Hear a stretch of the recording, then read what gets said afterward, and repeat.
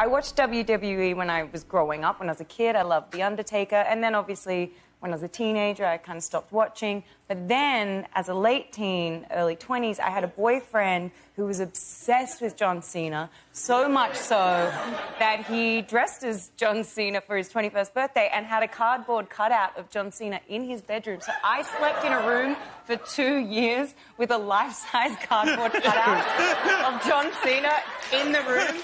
And Really?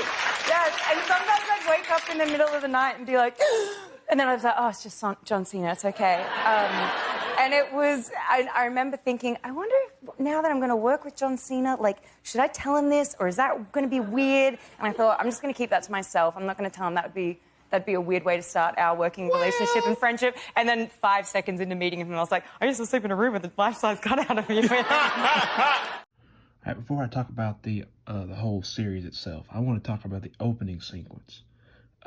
James Gunn is incredible for his things with Guardians of the Galaxy when he had all the cool soundtracks and for Chris Pratt to do a kind of cool, funky, weird dancing number.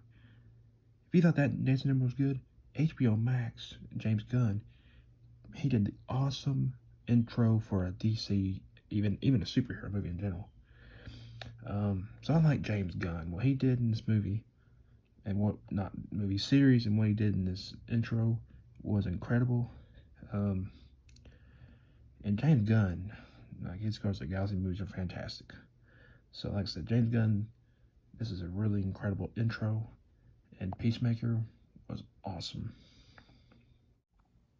Alright folks, hello, welcome to another review today.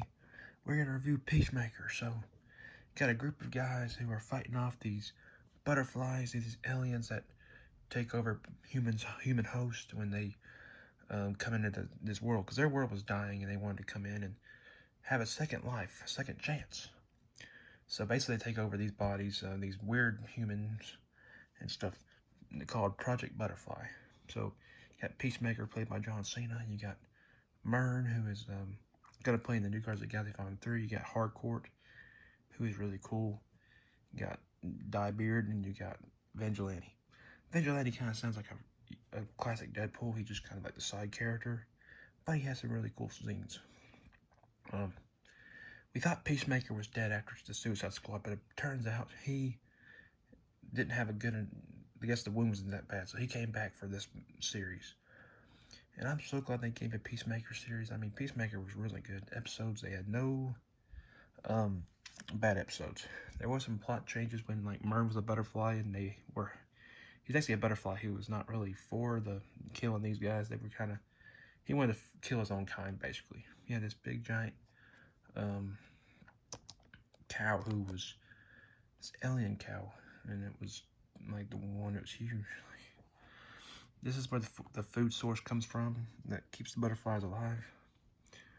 And I think one of the funniest characters was Peacemaker, but I never heard John Cena cuss as much as he did in this series. It was some vulgar stuff. This is not for kids. So if you're an adult, you can watch this, but I wouldn't watch it with your kids or your younger people. Teenagers might be okay, but I wouldn't watch it with your younger kids.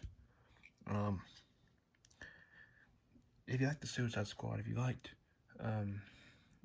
John Cena, if you like Hardcore, you'll love this series. Now, I'm not going to spoil the ending for you guys, so go ahead and watch it on HBO Max, but overall, the whole series is about a 9 out of 10. It was really good. Like I said, there were some plot changes, really good fight scenes, really good action, really good humor, all good round series. So, this gets about a 9 out of 10, and see you for a commentary starting in March. See you soon, bitch. Or as they say in your language, ching chong chickadee chopsticks.